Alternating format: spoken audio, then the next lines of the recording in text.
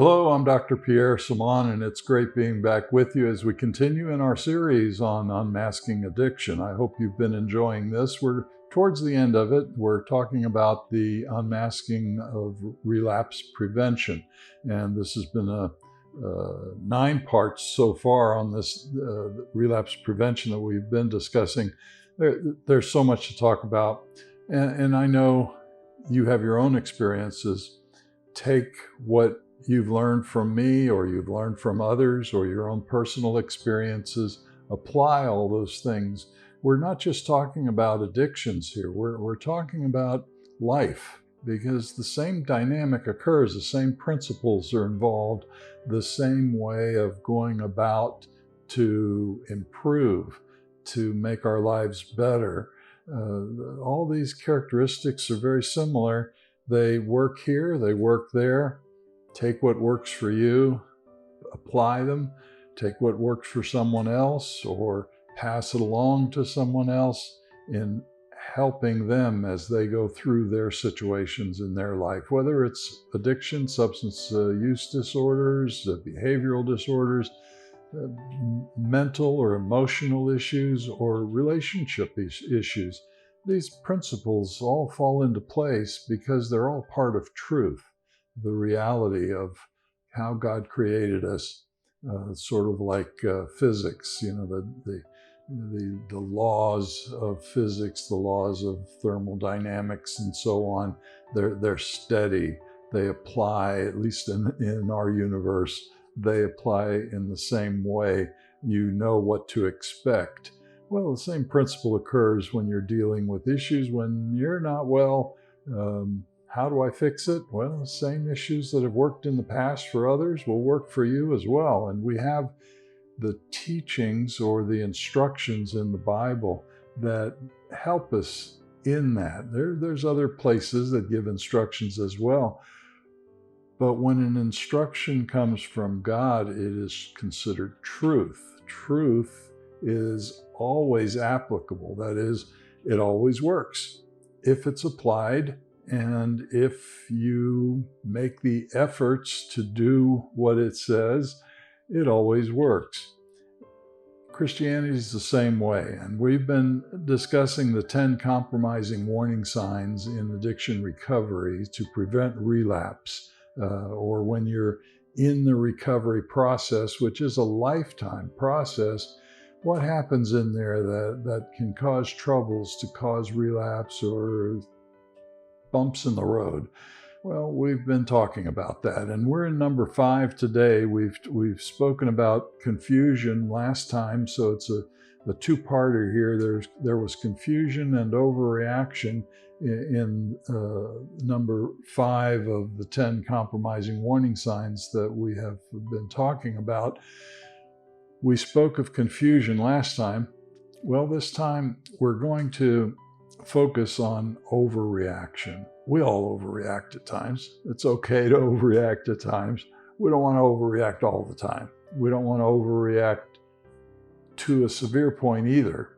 But okay, a little overreaction. All right, let's bring it back down to normal again, because when you're overreacting, you're dropping out of the top part of your brain, which is where all your good thinking is located, dropping down into the basement of the brain, which is where your fight, flight, freeze, or fawn center is located for self-protection. And if you dwell in that overreaction too long, troubles come about because you can't reason down there. You're reacting down there. You can only reason when you come up to that upper room, as we call it, of the brain where the good thinking is located. So calm down and carry on. Having unraveled confusions, complexities, we now focus on the second and equally pivotal signpost of the dynamic landscape of overreaction. Do you believe that history is the best warning system? I've learned a lot from history, especially my own personal history, things that I've done wrong. Oh, don't do that again. Okay, I'm not going to do that again. Or things I've done right, do that again. Okay, I'm going to do that again. We learn from those things, don't we? Unfortunately, in the world, they're not learning from a lot of those things of history. They seem to keep repeating themselves, don't they? Overreaction is not merely an excessive response to stimuli, but a crucial warning sign that merits careful analysis and mindful intervention. Warning signs of overreaction during recovery can be many, but it boils down to about 5 of the most common. Heightened emotional responses, defensiveness, avoidance behavior, rapid mood fluctuations, and overwhelming anxiety, which seems to always be there, causing difficulties. And we're going to talk about those 5 today. In heightened emotional responses, it's okay, and I want to emphasize that it's okay to be emotional. It's okay to have a heightened response to a point. Then bring it back down as quick as you can, because you're not thinking well when you're in that heightened emotional response. Unless you're a trained military SEAL or trained in combat to where they go through those high intensity emotions and learn to manage them. What are they doing? They're bringing their heightened emotional response down to that level of thinking clearly in the midst of all this battling that's going on around them. They're not staying up there in that heightened emotional response. They have taken months and years of training to bring them down to that thinking level, which in our discussions is up to the upper room, staying in the good thinking, the detailed thinking of that part of the brain that helps you to problem solve and work out these details. Because if you're dwelling in the basement, as we've said, you're in that mode of fight, flight, freeze, or fawn. Fawn is freezing. Fawn is what we might say codependency. It's hiding. Yeah, it's giving up. It's curling up. Nothing good comes of that. We want to keep progressing. In addiction recovery, individuals often experience that elevation. Then they take a drug to calm down. And then they don't like that calm down, and something triggers them, and they either elevate purposely with the drug, or they're elevating on their own and they back to the drug to calm them back down. It's one or the other, and there's this bouncing that continually occurs. It's common for even minor triggers to elicit extreme reactions, whether anger, despair, or a complex mixture of emotions. These intense emotional surges, they can feel overwhelming. Now, if you're used to them, this may be typical for you, but for the average person, they can feel overwhelming. Being used to them isn't good either, because that keeps you there, and that's going to keep you going in a direction of spiraling out of control. And that's what happens with heightened emotional responses. You can't logic someone out of a belief they didn't use logic to form. Did you get that? I'm going to say that again. You can't logic someone out of a belief they didn't use logic to form. Now, I recently did a blog, and when I posted the blog, I got a lot of responses. And I was very pleased. It seemed to hit the mark for a lot of folks, a lot of positive responses. There were some not so positive responses. And in those not so positive responses were people who, are you crazy? You believe in God? What's the proof of God? And they're boom, boom, boom. Well, you know what? It doesn't do any good to talk to those folks. It doesn't do any good to try to convince them they're wrong, because their logic has brought them to a place where this is what they believe right now, and I'm not going to change that belief by trying to prove they're wrong and I'm right. But I give them the evidence, and then it's up to God through the Holy Spirit to fertilize that evidence. And along the way, other people may say this or say that. Seeds are being dropped. Truths are becoming a little more evident. Lies are being exposed. And over time, their logic begins to kick in, and hopefully they're responding and understanding and realizing, yeah, there is a God. What a fool I've been to not believe that, especially as they get older, because everybody that gets older starts thinking more seriously about eternity, what's going to happen afterwards. However, it's essential to remember that emotions are a normal part of the healing process. The Bible offers profound insight into our emotions. It reminds us that emotions are like waves.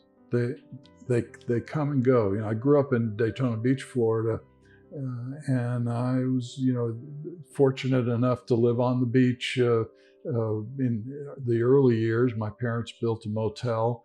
And we lived in the motel for a number of years, and one of the apartments we lived in was right on the edge of the beach. And every morning I would wake up to the sun coming up and those waves. I'd hear those waves every day, and how peaceful and wonderful it was. But I noticed early on those waves had patterns to them.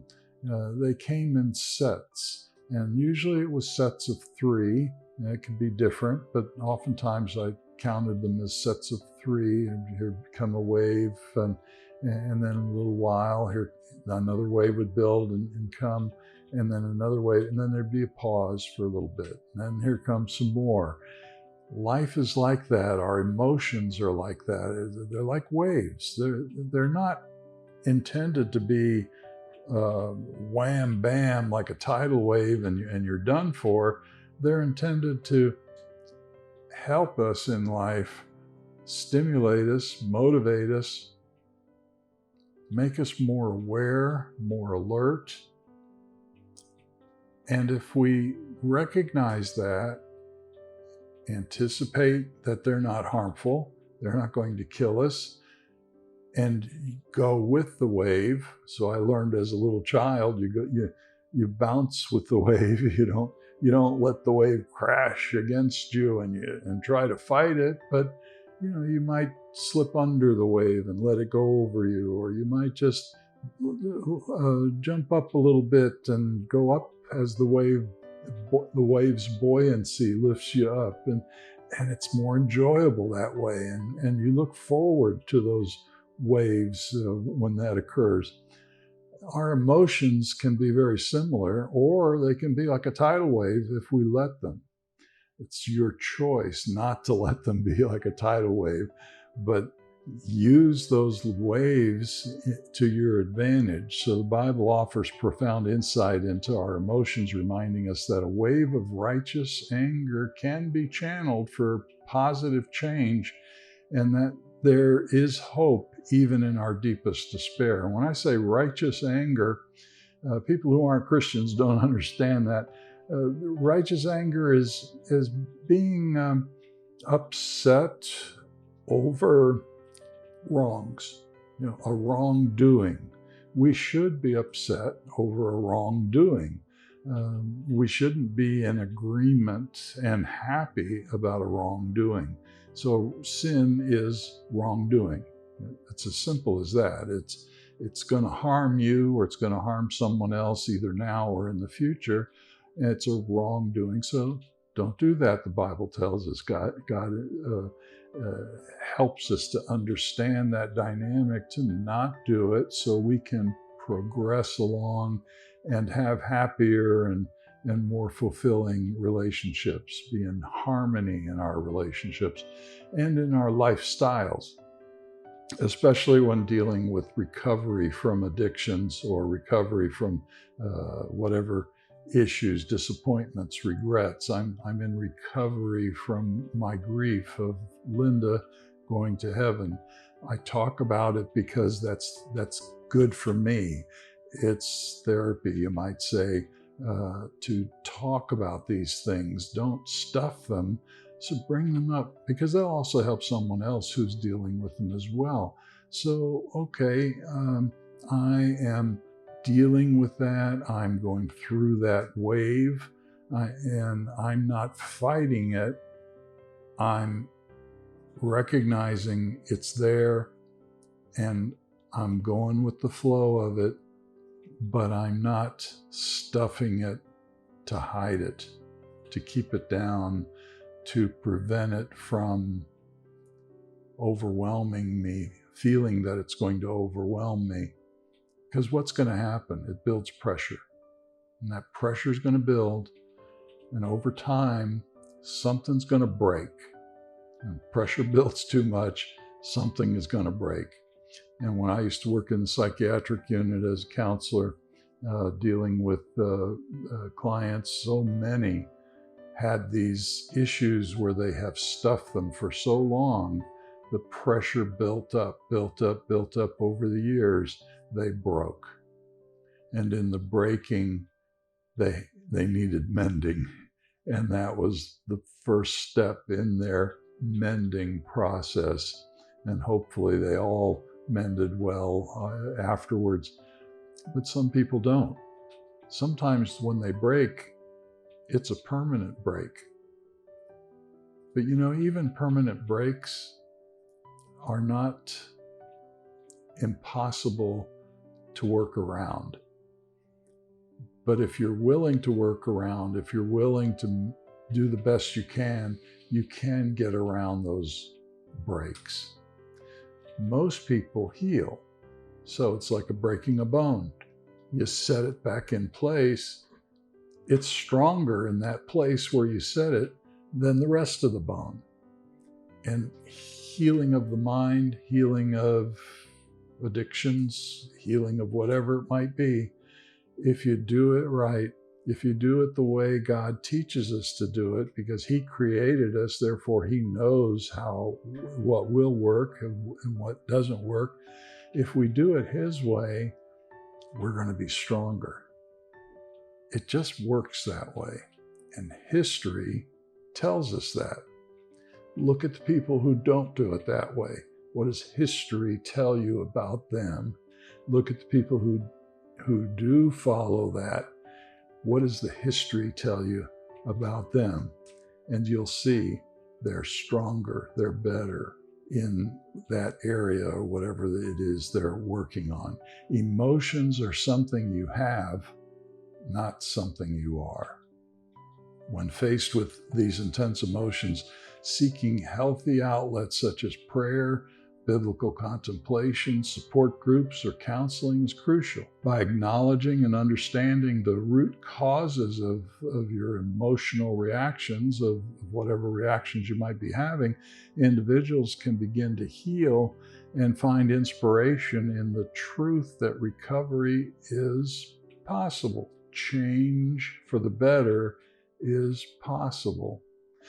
The second characteristic of overreactions is defensiveness. Now, remember, top half of the brain, bottom half of the brain, top half, the good half, where your reasoning, your skill, your good thinking is located up there. And I've said before, I believe that the Holy Spirit speaks to us through our conscience, which is located in the upper part of the brain, speaking to the right good part, just behind the frontal lobe area, is your right thinking, good thinking. And when that generates, it generates all the good stuff up there. And we won't get into the details of that. We've spoken about it before. But that's where we want to be. Defensiveness is not up there. It's down here. It's in that emotion center of the brain where, okay, I need self-protection, I need defense. And in that regard, then I'm going to react and oftentimes overreact if I'm down there too long, or if there's too much stimulation going on, or if I've dwelt down there my whole life. It's going to be so sensitive that the slightest thing is going to pump that adrenaline, wham, no, the defensiveness is going to be a exaggerated defensiveness. And in wartime, they look for exaggerated defensiveness. They look for those things as part of, we know how they're going to react because this is their history of reacting that way. So we know what they're going to do ahead of time. Let's respond to that differently. And battles are won that way.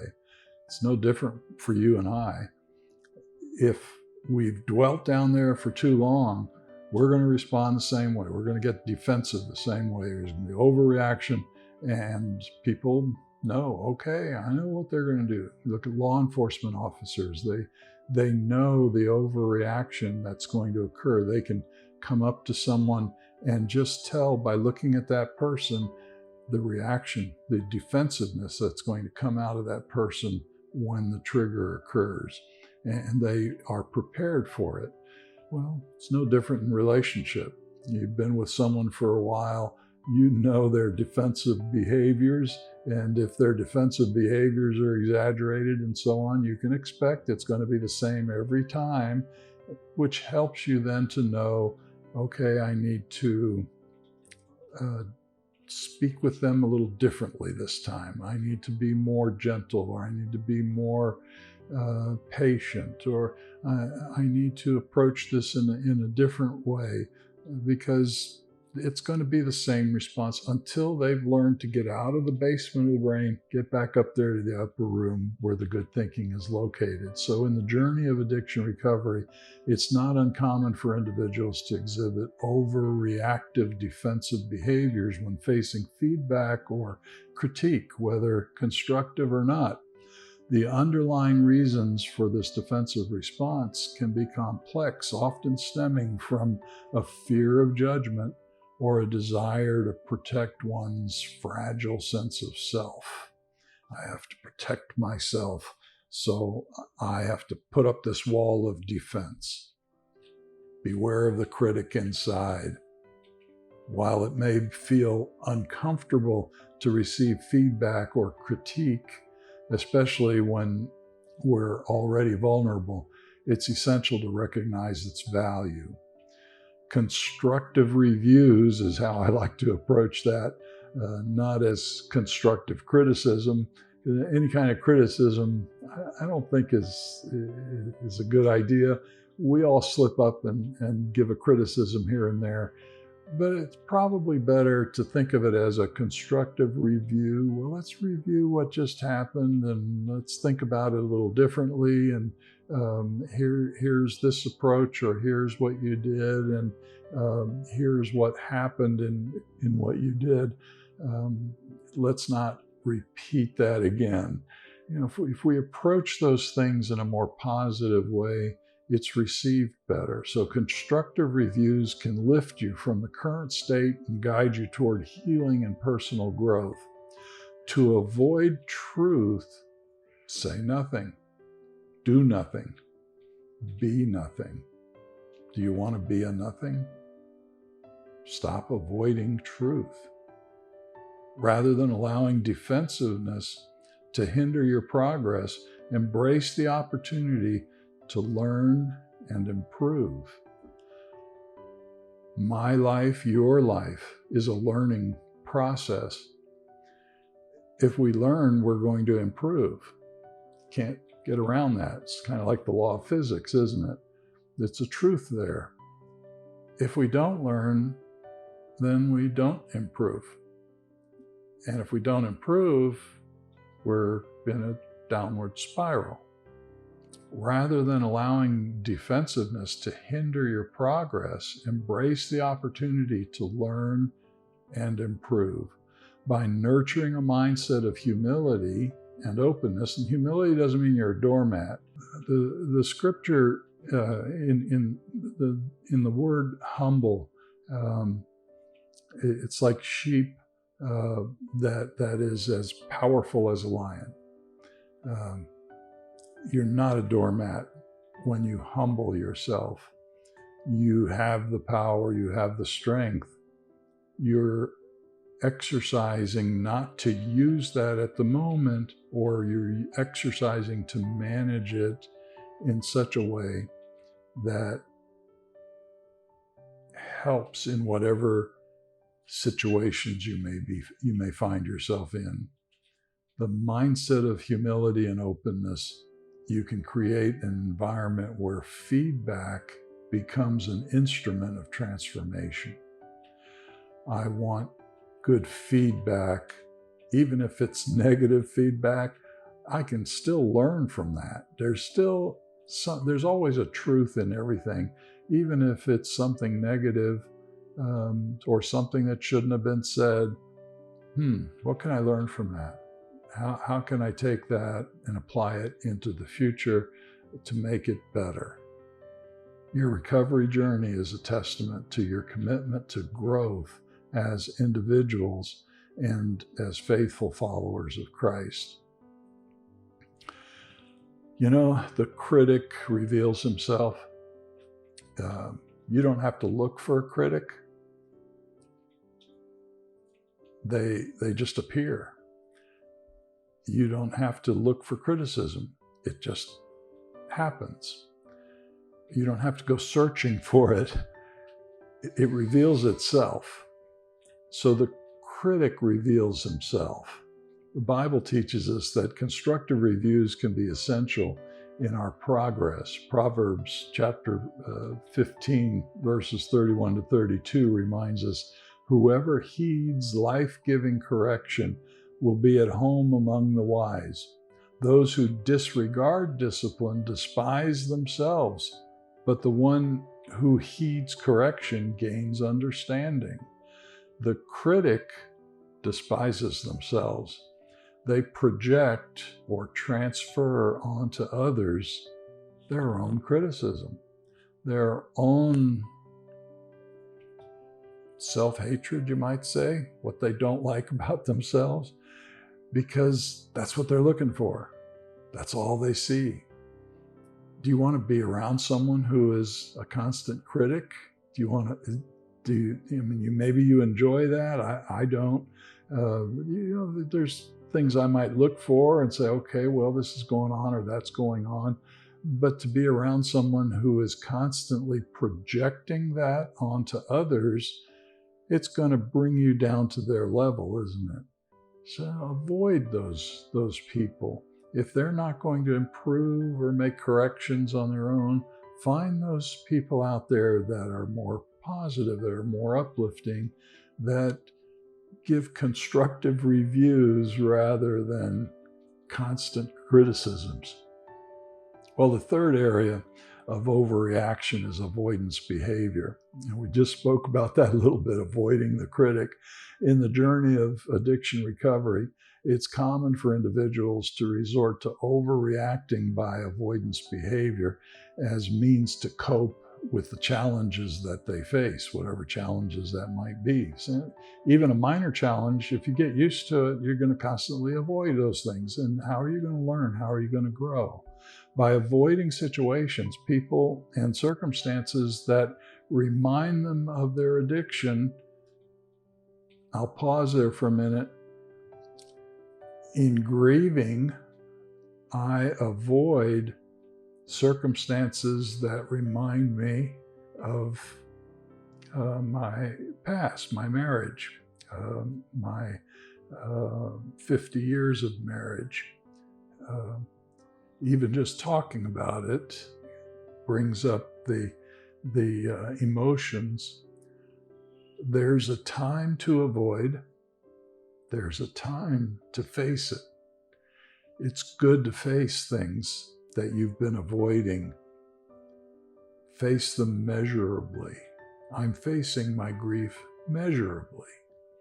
I'm doing it in such a way that is helping me to process, but helping others who have similar circumstances, teaching or learning in whatever ways they can be taught in helping them to deal with their issues of grief or addictions or whatever it might be.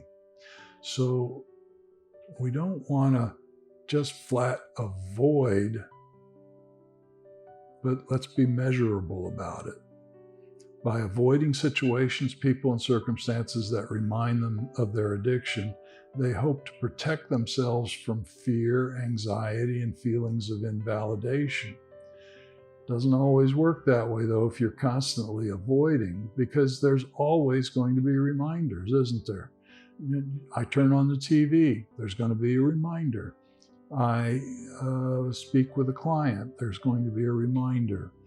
I go to the grocery store, there's going to be a reminder. I can't avoid all those things.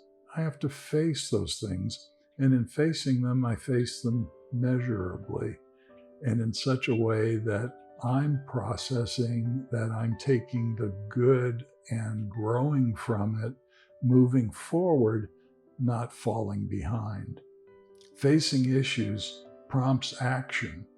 While dodging their results, what happens? There's stagnation. You dodge the results, you're going to stagnate. It's crucial to recognize that such avoidance can hinder recovery. Avoiding uncomfortable situations inhibits personal growth, reinforces the cycle of guilt and shame. Furthermore, it can lead to rejection and bitterness that's detrimental to your overall well-being, my overall well-being. If you find you're avoiding things, face what it is, identify what you're avoiding, then identify why, and go to God. Okay, Lord, why am I avoiding this? Is it something that is current, or is it something that's reminding me about something in the past? If it's reminding me about something in the past, what am I feeling? What was, to help me identify what it was, where's it coming from, find the root cause. And Lord, all right, I see the root cause. What do you have to say to me about it? What do you want me to know about that root cause? And if you know the Bible, if you've been praying, especially if you have the Holy Spirit in you, but you don't have to have the Holy Spirit in you, because He'll speak to you even if you're not a Christian, even if you don't know God.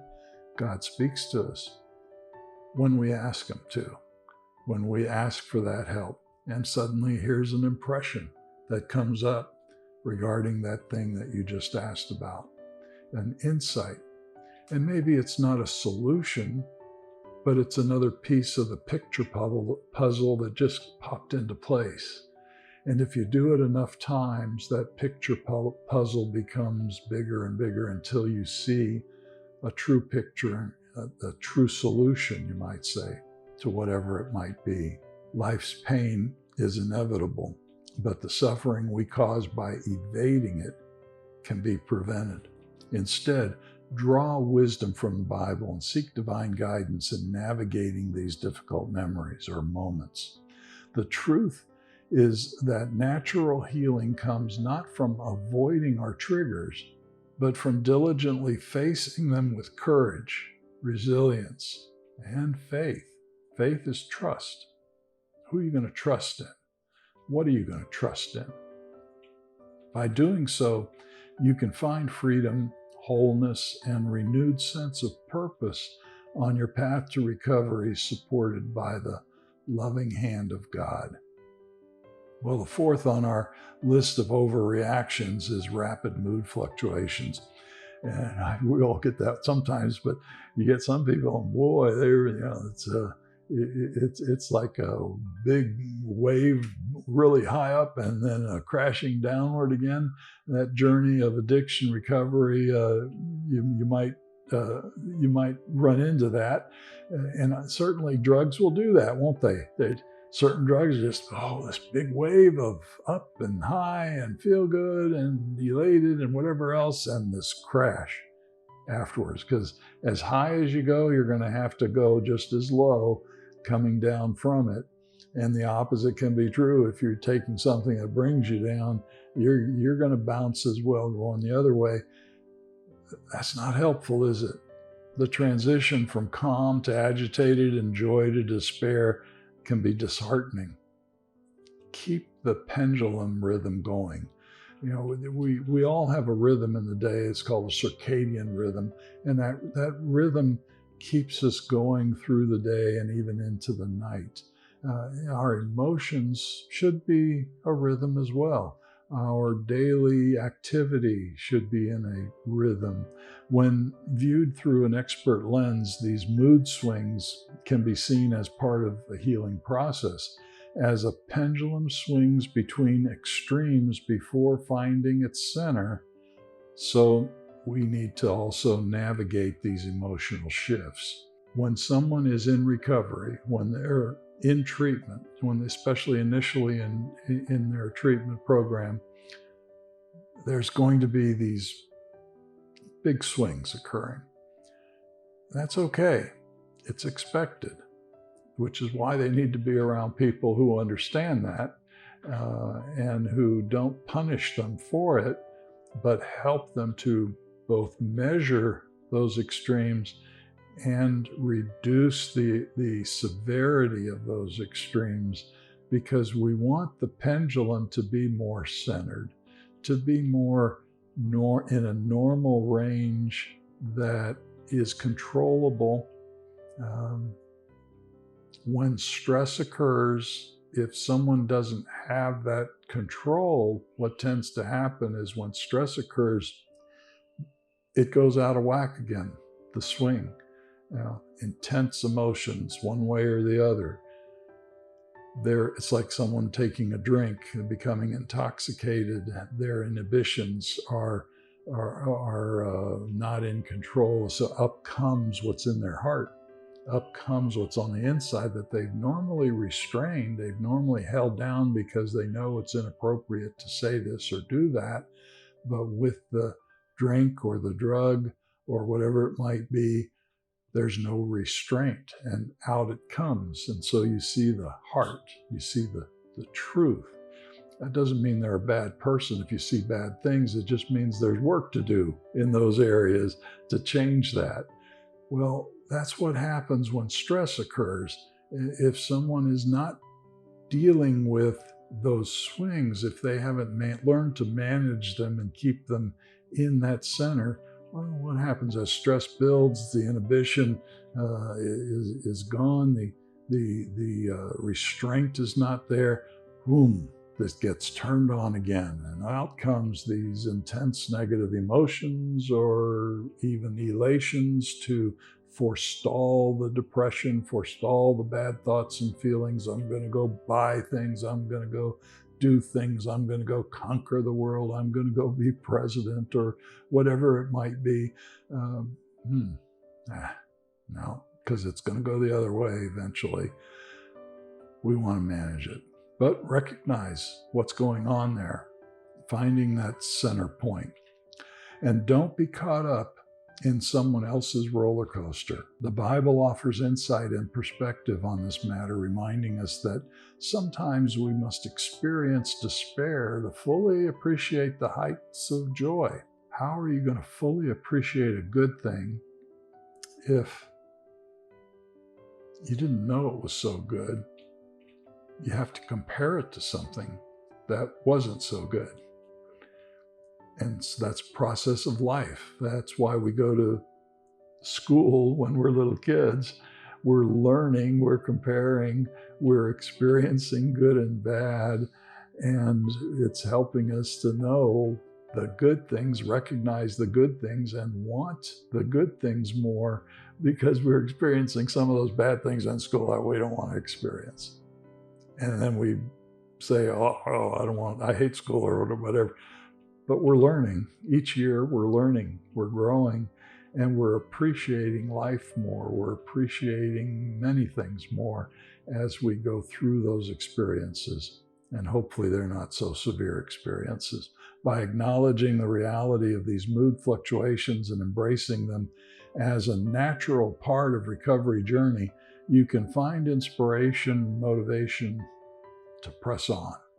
Don't give up. The truth of your strength lies not in avoiding these fluctuations, but in how you navigate through them by grace and determination. Overwhelming anxiety is the last facet of overreaction. Overwhelming anxiety can be really bad. I mean, it's so discomforting and so difficult. And it's as if there's this dark cloud over you, and it's so hard to see through it when you're in the midst of it. In addiction recovery, it's not uncommon to experience overwhelming anxiety. Fear of the unknown, the threat of relapse, and the weight of the past, those terrible, awful things that you remember from the past, can all trigger anxious thoughts and emotions. Anxiety empties today of its strength. It saps you dry. Panic attacks, anxiety-related symptoms may become familiar companions during this vulnerable time. However, it's crucial to recognize that these intense feelings are not permanent and they're not insurmountable. You'll get through them. Most people do get through them. In fact, probably everybody gets through them. When in graduate school, we were constantly reminded, no one's ever died from a panic attack. No one's ever died from an anxiety attack. And it kind of plays constantly, but it feels like you're going to die, doesn't it? When you're having a panic attack, it feels like it's the end of the world. Nobody really dies from that. You'll get through it. But it's hard to remember that because you're in the basement when that's occurring. You're not up here thinking reasonably. You're in a self-protective mode. Choose calm and live free. As Christians, we find comfort in a time of distress and sadness in the words of the Bible that remind us of God's unwavering presence in our lives. That is, distress and sadness is more evident when we recognize God's unwavering love. There's a difference there. Oh, this feels much better to believe this than to believe distress and sadness, than to be in the midst of it. It's better to be in the midst of a loving God who comforts us, who has proven his existence through over 2,000 prophecies that have come true. Out of maybe 2,500 specific prophecies, 2,000 have come true. No other religion in the world can make that claim, prove themselves in that existence, prove the existence of whatever their belief is, as we can as Christians, because the proof is in the Bible, in the promises that have come true up to our day and time. Over 2,000 of them. All right, go through those. If you have a doubt, get some books on prophecy and go through them, read them, study them.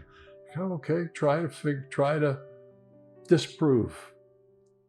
Every great thinker, philosopher, whoever, Voltaire was one of them, who spent their life trying to disprove the Bible, disprove the existence of God, in the end said they failed. In the end acknowledged God must be true. What he says here must be true, because they couldn't disprove it. And a lot of people say, well, I don't see a God. Well, look for the evidence and you will see him.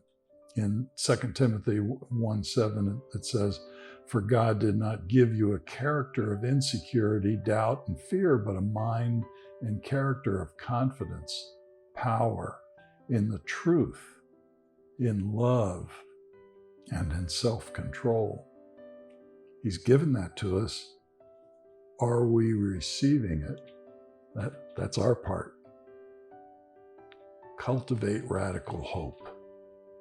by reaching out for support, practicing self-care, and staying connected with your faith, you can overcome the overreaction of overwhelming anxiety and find inspiration to continue on the path to recovery and the path to change as you would want to make change in your life. Remember, the truth lies in that recovery is possible, change is possible, and all things are attainable with faith. With trust. Again, who are you going to trust in? Trust in the one who is trustworthy, not in all those other things that are not. So don't give up. The Bible tells us in the Paraphrased Bible, James chapter 1, verses 5 through 8, if any of you don't understand God's methods, if any are confused in your thinking or lack wisdom, ask God, who doesn't cast blame, but enthusiastically gives wisdom to all who ask, and it'll be given to you. But when you ask with the sure and confident knowledge that He longs to give you what you ask. Ask with trust, ask with faith that you're going to receive what you're asking. Don't waver and allow fear and uncertainty to take control. It's like a fishing bobber tossed about in the ocean of waves, for your fear will obstruct your ability to receive what He longs to give you.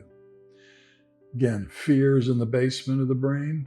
If I'm dwelling down there, I'm afraid He's not going to give it to me. I'm going to disbelieve. I'm going to be self-protective. I'm going to be worrisome.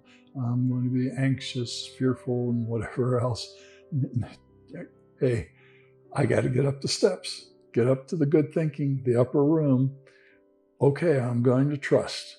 Okay, I'm going to have faith. Okay, I might not see it right now, but I'm going to believe I'll see it tomorrow or the next day or in the future. If we believe it, it's going to happen. If we don't believe it, we're staying in the basement. Those consumed by fear in the basement will not think they can receive anything from the Lord. They're going to be unstable, the Bible tells us, controlled by emotions, and can't make up their minds about anything. Wow. Whew. That's a lot of work trying to make up your mind, but not being able to make up your mind about anything. Next time we're going to get into a biggie, and that's depression. As we talk about identifying the warning signs. We've already spoken of depression previously, so we're not going to get into all the details of it, but we're going to get into some highlights about depression because it is very important as we deal with the warning signs, preventing relapse, preventing us from faltering and going backwards. We want to keep going forwards. May your troubles be minor, blessings more, and happiness come through your door. God bless. We'll see you next time.